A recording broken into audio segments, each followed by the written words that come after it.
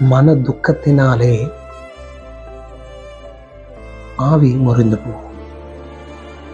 ஆவி முறிந்து போகும் என்று வேதம் சொல்லுகிறது. எதனாலே? மன துக்கத்தினாலே.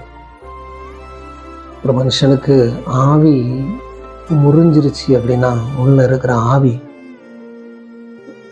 டெத் ஆயிட்டுனா, ஃபீல் ஆயிட்டுனா, சோர்ந்து போயிருச்சுன்னா, பலம் அற்று போயிருச்சு அப்படின்னா,